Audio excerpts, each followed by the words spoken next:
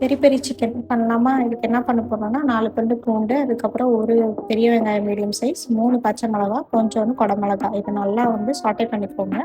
கொஞ்சம் இது கலர் மாறணும். அதுக்கப்புறம் கொஞ்சம் ஒரு கை நெறைய வந்து கொத்தமல்லி இது வந்து ஆட் பண்ணிக்கோங்க.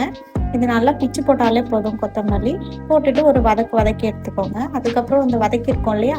இத வந்து ஒரு மிக்ஸி ஜாருக்கு வந்து நம்ம வந்து மாத்தி எடுத்துக்கலாம். இது கூட சுகரு, அதுக்கப்புறம் சால்ட்டு, அது கூட கொஞ்சோண்டு சில்லி பவுடர் கொஞ்சம் ஆட் பண்ணிக்கோங்க. அதுக்கப்புறம் லெமன் ஒரு 1/2 லெமன் வந்து ஸ்க்வீஸ் பண்ணி எடுத்துக்கலாம்.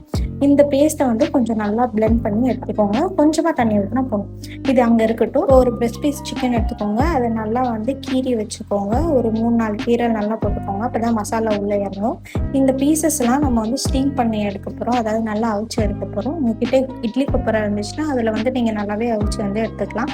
இதுக்கப்புறம் என்ன பண்ண போறோம்னா, அந்த அரைச்சு வச்சிருக்க பேஸ்ட்டை ஊத்திக்கோங்க. அது கூட கொஞ்சோண்டு மிளகாத்தூள், அதுக்கப்புறம் பெப்பர்.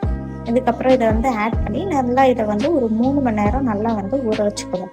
ஒரு பேன்ல கொஞ்சமா வந்து எண்ணெய் ஊத்திக்கோங்க.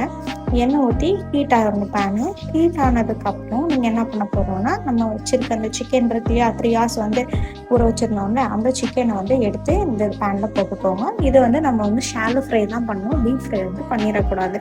இப்போ இந்த பீஸ் ஒன்று ஒன்றா போட்டாலும் சரி, இல்லை நீங்கள் மொத்தமாக போட்டாலும் சரி, இது மாதிரி போட்டு ஷாலோ ஃப்ரை பண்ணி அப்புறம் கொஞ்சம் அந்த மசாலா கொஞ்சம் எடுத்து வச்சுருப்போம்ல, அந்த மசாலா மேலே வந்து ஊற்றிடுங்க. ஊற்றிட்டு அதே மாதிரி 1/2 லெமனை வந்து ஸ்க்வீஸ் பண்ணி எடுத்துக்கோங்க. இது கூட நீங்கள் வந்து ஆரிகேனோ வந்து நீங்கள் ஆட் பண்ணிக்கலாம். வேணான்னா அதை வந்து நீங்கள் ஸ்கிப் பண்ணிக்கலாம். நான் வந்து இதில் கொஞ்சம் லைட்டாக வந்து ஆரிகேனோ ஆட் பண்ணிக்கிறேன். இப்போ ஒரு 2 மினிட்ஸ் இதை வந்து நல்லா வந்து குக் பண்ணிக்கோங்க. க்ளோஸ் பண்ணி கூட குக் பண்ணிக்கோங்க. இதை வந்து ஆனியன் வச்சு நல்லா வந்து சர்வ் பண்ணிக்கோங்க. இது வந்து ரைஸ் கூட கூட செம்மையாக இருக்கும். இல்லை சும்மா சாப்பிட்டா கூட நல்லா